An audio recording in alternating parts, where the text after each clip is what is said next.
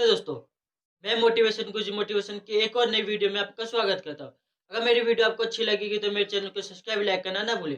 आज की वीडियो में हम बात करेंगे स्वामी विवेकानंद के बारे में। जानते हैं स्वामी विवेकानंद के बारे में। ज़्यादा देर ना करते हुए चलो वीडियो को स्टार्ट करते हैं। आप में से कितने लोगों के hero APJ Abdul Kalam sir हैं? जानते हैं उनके हीरो कौन थे? स्वामी विवेकानंद। अच्छा, आप में से कितने लोग निकोला टेस्ला के 300 से ज्यादा पेटेंट्स और इन्वेंशन से इम्प्रेस्ड हैं? जानते हैं उनके हीरो कौन थे? स्वामी विवेकानंद। हम में से कौन सुभाष चंद्र बोस या लाल बहादुर शास्त्री को हीरो मानता है? ऑब्वियसली अब आपको पता चल ही गया होगा कि वो किन्हें हीरो मानते थे, और वो हैं स्वामी विवेकानंद। और आज की इस वीडियो में हम स्वामी विवेकानंद की बायोग्राफी के बारे में बात करेंगे और ऐसी क्या चीज है जिससे नरेन स्वामी विवेकानंद बन गए। तो आइए स्टार्ट करते हैं। स्वामी जी की मदर भगवान पर बहुत विश्वास करती थी। वो बहुत पूजा पाठ किया करती थी ताकि उन्हें एक ऐसा बेटा मिले जो उनके फैमिली का नाम ऊंचा कर सके। एक दिन उनकी मदर भुवनेश्वरी देवी ने सपने में भगवान शिव को देखा। उन्होंने देखा भगवान उनसे कह रहे थे कि वो उनके बेटे के रूप में जन्म लेंगे। ये सुनकर वो बहुत खुश हो गई और उनकी आंखों में खुशी के आंसू आ गए। और 12 जनवरी 1963 में मकर संक्रांति के दिन स्वामी जी का जन्म हुआ। उनकी फैमिली ने स्वामी जी का नाम नरेंद्रनाथ रखा और उन्हें सब प्यार से नरेन कहने लग गए। स्वामी जी के परिवार में सब बहुत इंटेलिजेंट और पढ़े लिखे लोग थे और हमेशा दूसरे की मदद करते थे, जिसकी वजह से उनका बहुत नाम था। सब उनको बहुत मानते थे। नरेन के फादर कलकत्ता हाईकोर्ट में एडवोकेट थे। छोटी उम्र से ही वो लोगों पर अलग अलग रिलीजन जैसे कि हिंदू मुस्लिम और अमीर गरीब में भेदभाव करने के लिए सवाल उठाते थे। एक दिन उन्होंने अपने फादर के ऑफिस में टोबैको पाइप का एक बॉक्स देखा। ये उनके फादर के क्लाइंट्स के लिए था। हिंदू कास्ट के लिए एक अलग बॉक्स था और मुस्लिम्स के लिए एक अलग बॉक्स था। नरेन ने हर बॉक्स में से एक टोबैको पाइप निकाला और उसे ट्राई किया। उनके फादर ने जब ये देखा तो उन्हें बहुत डांटा, पर नरेन ने कहा, मुझे तो इन दोनों टोबैको पाइप्स में कोई डिफरेंस नहीं लगता। नरेन जब छोटे थे तो एक दिन उन्हें दो तरह के सपने आए। पहला, एक बहुत पढ़ा लिखा आदमी है जिसके पास बहुत पैसा है और सोसाइटी में उसका नाम बहुत ऊंचा है। उसके पास एक सुंदर घर है, उनकी वाइफ और प्यारे बच्चे हैं। दूसरा सपना था एक मॉन्क जो एक जगह से दूसरी जगह घूमता रहता है। उन्हें सिंपल लाइफ पसंद है। पैसा और दूसरी सुख सुविधा देने वाली चीजें उन्हें खुश नहीं करती। उनकी बस यही इच्छा है कि वो भगवान को जाने और उनके और पास चले जाएं। नरेन जानते थे कि वो इनमें से कुछ भी बन सकते थे। उन्होंने बहुत गहराई से सोचा और उन्हें एहसास हुआ कि वो एक मॉन्क यानी पुजारी की तरह ही जीना चाहते हैं। दुनिया में क्या क्या नया इन्वेंट हो रहा है, क्या क्या अचीवमेंट हो रही है, इनमें उन्हें कोई इंटरेस्ट नहीं था। उनके पास एक क्लियर गोल था। उन्हें भगवान को देखना था। उन्हें एक्सपीरियंस करना था कि भगवान से मिलना कैसा लगता है। वो चाहते थे कि कोई ऐसा इंसान उन्हें रास्ता दिखाए जिन्होंने खुद भगवान को देखा हो।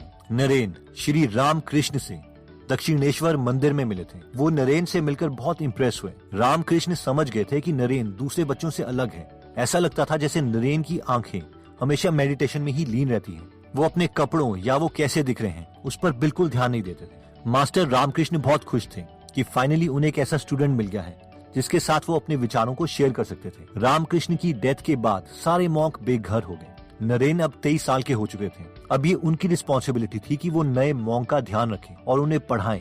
नरेन पूरे मन से नए स्टूडेंट्स को पढ़ाने में लग गए। घर में सबसे बड़े होने के कारण वो दिन भर अपनी फैमिली की तरफ अपनी ड्यूटी पूरी करते और रात को मठ में अपने स्टूडेंट्स और भाइयों को सिखाने चल जाते। सारे स्टूडेंट्स ने साधु के जैसा जीवन पूरी तरीके से अपना लिया था। वो अपना पूरा दिन पूजा, पढ़ाई और मेडिटेशन में बिताते थे। इस सब में वो इतने खो जाते थे कि कभी कभी खाना तक भूल जाते थे। नरेन चाहते थे कि उनके साथ जितने भी लोग हैं, जितने भी भाई हैं, उन्हें हर चीज के बारे में पूरी नॉलेज हो। वो उनके साथ बहुत सी बातें शेयर करते और उनकी नॉलेज को इंक्रीज करते। दुनिया की अलग अलग बुक्स पढ़ के उन्हें सुनाते। नरेन उन्हें दूसरी कंट्रीज की हिस्ट्री और पॉलिटिकल सिस्टम के बारे में भी बताते। उन्होंने उन सबको प्लेटो, एरिस्टोटल, बुद्ध, हेगल, केंट और भी बहुत सारे लोगों के बारे में बताया। उन्होंने सबको कर्म, योग, भक्ति और ज्ञान के बारे में समझाया और सिखाया, जिससे उनकी नॉलेज लाइफ के हर एक एरिया में बहुत अच्छी होगी। उनके पास सिर्फ एक डंडा और एक कटोरा था, बस वो ऐसे ही चलते रहते। सबसे पहले वो वाराणसी गए, जिसे इंडिया की सबसे पवित्र जगह माना जाता है। ये वही जगह है जहाँ बुद्ध और शंकराचार्य जैसे संतों को भगवान से ज्ञान मिला था। नरेन को यहाँ आकर बहुत अच्छा लगा, मानो जैसे उनमें एक नई एनर्जी भर गई हो। वाराणसी के बाद नरेन अयोध्या गए। इतना लंबा सफर नरेन ने नंगे पैर और बिना पैसों के तय किया। एक दिन एक अछूत यानी अनटचेबल टोबैको पाइप पी रहा था। नरेन ने उसे पाइप मांगी, मगर उसने देने से मना कर दिया, क्योंकि उसे लगा कि नरेन एक हिंदू है और ये नरेन के रिलीजन के खिलाफ था। नरेन का मूड खराब हो गया और उन्होंने खुद से कहा कि कितने शर्म की बात है कि हम इतने बुरे कास्ट सिस्टम में फंसे हुए हैं। नरेन वापस उस आदमी के पास गए और उससे टोबैको पाइप मांगा। उसने फिर मना कर दिया और अब नरेन नहीं मानने वाले थे और आखिरकार उन्होंने उससे पाइप लेकर पी ही ली। स्वामी जी को अमेरिका में एक होप और अपॉर्चुनिटी दिखाई दी क्योंकि वहाँ कोई कास्ट सिस्टम नहीं था। पार्लियामेंट ऑफ रिलीजन एक बहुत अच्छा मौका था इंडिया के लिए मदद मांगने का। स्वामी जी से उन्हें इंडिया का एंशिएंट नॉलेज मिल सकता था और बदले में इंडिया उनसे मॉडर्न टेक्नोलॉजी के बारे में सीख सकता था। एक दिन उन्होंने एक सपना देखा। नरेन के पुराने गुरु रामकृष्ण समुद्र की तरफ बढ़ रहे थे। वो स्वामी जी को अपने पीछे आने के लिए कह रहे थे। उन्होंने शारदा देवी को भी जाओ कहते हुए सुना।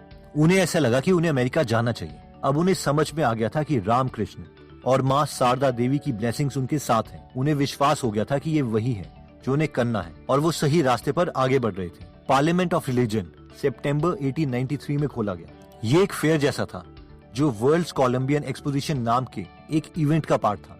जब क्रिस्टोफर कोलंबस ने अमेरिका को खोजा था, ये उसे सेलिब्रेट करने के लिए मनाया जा रहा था। इसका मकसद ये दिखाना था कि वेस्टर्न कंट्रीज साइंस और टेक्नोलॉजी में कितनी आगे बढ़ गई है। क्योंकि रिलीजन भी हमारी लाइफ का एक इम्पोर्टेंट हिस्सा है, इसीलिए उसे भी इस इवेंट में शामिल किया गया। उस हॉल में कम से कम 7,000 लोग जमा हुए थे। पूरी दुनिया के रिलीजियस लीडर्स आए थे। हर रिलीजन को पेश करने के लिए एक लीडर को भेजा गया था। ये रिलीजन थे इस्लाम, क्रिश्चियनिटी, शिंटोइज्म, कॉन्फ्यूशियनिज्म, बुद्धिज्म, हिंदुइज्म और जैनिज्म। हर एक लीडर को सामने आकर स्पीच देनी थी। स्वामी जी बहुत नर्वस थे। उन्होंने कोई स्पीच तैयार नहीं की थी। उन्हें पता नहीं था कि उन्हें इसकी जरूरत पड़ेगी। वो पहली बार इतने सारे लोगों के सामने स्पीच देने वाले थे। उन्होंने वहाँ काम कर रही टीम से कहा कि उन्हें सबसे लास्ट में बुलाया जाए। आखिर उनके बोलने की बारी आ गई। उनके सबसे पहले वर्ड्स थे brothers and sisters of America.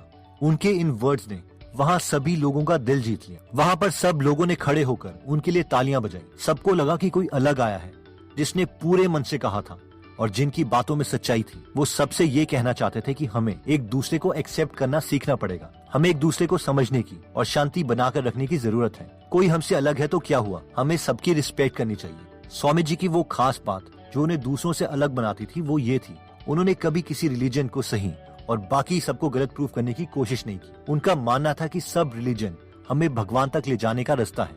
वो कहते थे कि किसी मकान में अंदर जाने के बहुत सारे दरवाजे हो सकते हैं। पार्लियामेंट्स ऑफ रिलीजन के बारे में इंडिया में खबरें आने लगी। न्यूज़पेपर्स और मैगजीन्स में स्वामी जी की स्पीच छपने लगी। सारे इंडियंस को बहुत प्राउड फील हो रहा था। मठ में जो उनके भाई थे उन्हें विश्वास नहीं हो रहा था कि क्या ये वही नरेन है जिनका इतना नाम हो गया है। जब स्वामी जी ने उनको लेटर लिखा तब जाकर सबको विश्वास हुआ।